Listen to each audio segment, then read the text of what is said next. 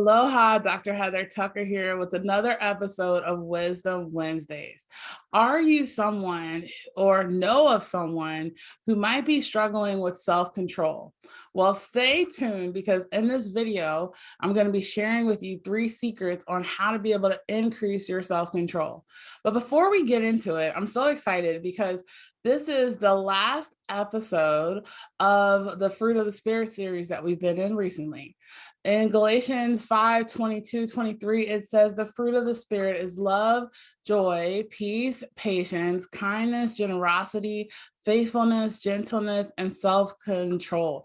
Against all these things, there is no such law. And the more that we embody these fruits of the Spirit, the more easy it is to be in the flow, to be in the less thinking and more trusting of life. And it's so needed, especially in this time with everything that's going on. So today we're talking about self-control. And first of all, what is self-control?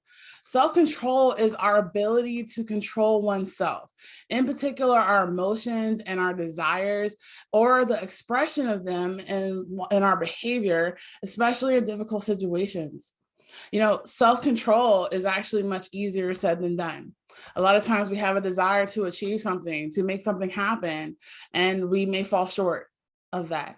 I want you to know that you're not alone in that. A lot of people struggle with this. I know this is one of the things that I struggled with. And I'm like, how can I get more self-control? What's really cool is that I learned the more that we even embody the other fruits of the Spirit, self-control becomes easier. One of the reasons why we oftentimes don't have self-control or self-discipline is because we tend to run away from the hard, uncomfortable things. We'd much rather focus on the easy and comfortable, familiar things. And what's happening is this running away from discomfort is actually ruining our lives as compared to adding to it. So in the Hawaiian culture, they talk about alo, to face the difficulties. When we face them, then there's no control, there's no power over them. A lot of times the things that we ignore or that we tolerate, they may be like small in the beginning, but then they become these big mountains. And some scriptures that can actually support us in this. It's interesting because I think about the message here of what we stand for at Another Level Living, and we teach about emotional intelligence. We can't control the things that are happening. We can control how we respond to them, and that's where our greatest power is. Understanding our emotions, understanding our behaviors. And Proverbs 25:28 says, like a city whose walls are broken through is a person who lacks self-control. When we lack self-control, we allow our boundaries to be overrun. We might not even know what healthy boundaries are. And it's really important to be able to figure out and be true to you and allow that to be able to amplify and how we relate and have empathy for other people. So our self-control actually supports us as being the solid foundation, the steel rod. So, you know, who you are and who you think you are and who other people think you are is all the same person, because you're operating out of that place of authenticity, integrity, transparency, congruency. And in 2 Timothy 1:7, it says, for the Spirit God gave us, does not make us timid. You know, God never gave us a spirit of fear. You know, a lot of times that's stuff that's cultivated as we go through life. But he gives us power, love, and self-discipline. Sometimes self-discipline, self-control is hard in our own strength. And that's why sometimes it's important to really recognize that, you know, there's a higher power that's supporting you. A lot of times we can feel like we're in it by ourselves. No one understands how we feel. And no one is understanding what we're going through or why is this happening to me? Well, know that you're never alone. There's many people that can understand and relate to how you feel, and that you're totally supported, valued, and loved. And there's so many opportunities for you to recognize that you have an army above in the heavens below, and also an army on this earth. The third scripture that I want to share with you that supports self-control is from James 1:19. And here's what it says. My dear brothers and sisters, take note of this. Everyone should be quick to listen, slow to speak, and slow to become angry. So think about, let's do a check. Like, how deeply do you listen? I know for me, I used to think that I know everything. And in this coaching that I've been doing, I'm like, wow, I know nothing. I'm like this open book, and I can learn from every single person that comes into my path. And I used to be where I'm listening to respond, right? Versus actually listening, being able to take in what people are saying, and also paying attention to how our emotions are. Anger, we're going to talk about, the next series is going to be on emotions, the power of negative emotions. And we're going to talk about what specifically happens with anger, sadness, fear, hurt, and guilt. Because again, when we face all of those things, we're able to actually embody more of the natural, beautiful, positive emotions of love, joy, peace, all of these fruits of the spirit, even more. So let me share with you now 3 secrets on how to increase your self-control today. The first one is reclaiming the power of your mind. Our greatest wealth is our peace of mind, body, and soul. It's our mind that can make or break our success, our emotions, our thoughts. When we beat ourselves up, we're actually we think we're punishing our laziness, but we're actually punishing our efforts. And if you punish something, you decrease the probability of it reoccurring again. So it makes it harder to start the next time. It seems like our willpower is actually hugely influenced by our mindset. Is your mindset working for you, or is it working against you?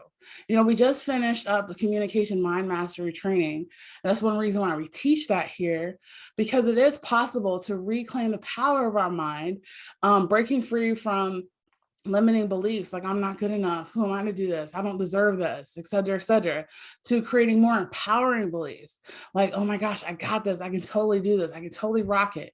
Overcoming procrastination and automatically being able to be naturally motivated to achieve the things that you're called to achieve. So our mindset makes or breaks our success. Our mind is actually so powerful. Thoughts become things. Our energy, what we think about, we bring about. What are we focusing on? Are we focusing on the things that are going wrong? Are we focusing on the things that are going right? And just recognizing that we're all just doing the best that we can. And when we learn better, we do better. It's a beautiful thing, our mind. And every single one of our minds are different. They're very unique. And a lot of times we think that people should think the way that we think. What if you could honor how people think and also be congruent into what you think and believe? Okay, cool. Number two, reclaiming the power of our body.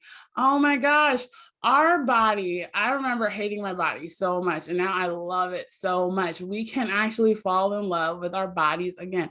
This is the one thing that is going to be with us from the time that we're born to the time that we leave this earth.